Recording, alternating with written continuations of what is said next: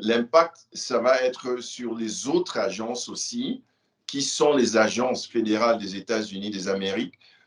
Par exemple, les critères qu'ils ont utilisés pour accepter que le Burkina participe au programme d'AGOA, ce sont les mêmes critères qu'ils vont utiliser pour les autres programmes comme le DFC, USAID, et le numéro 1 critère, c'est la bonne gouvernance.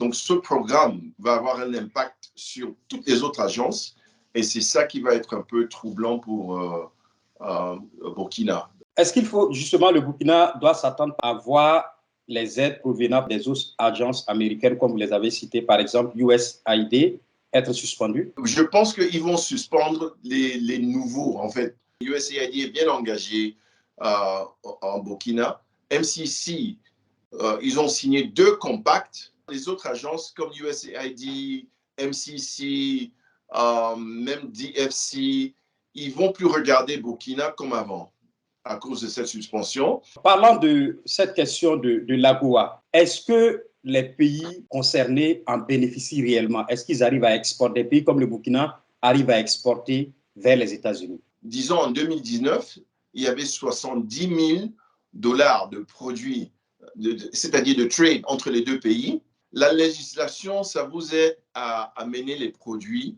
aux États-Unis sans payer la douane.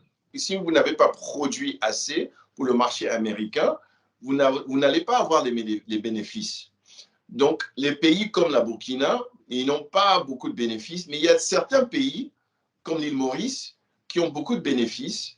Par exemple, sur le textile, la chemise que je porte, c'est dans un magasin américain bien connu, c'est fabriqué en île Maurice. Et ils ont réussi à travailler la législation d'AGOA, mais ils ont fait le travail qui est de trouver le marché aux États-Unis et c'est pour ça qu'ils ont des bénéfices. Il y a beaucoup qui disent que ce programme-là profite plus aux États-Unis qui investissent aussi facilement dans les pays concernés. Par exemple, les pays qui produisent le pétrole. Le pétrole va rentrer aux États-Unis sans douane. Donc, les Américains vont avoir le bénéfice de ça. Mais vous ne pouvez pas comparer le pétrole et les mangues.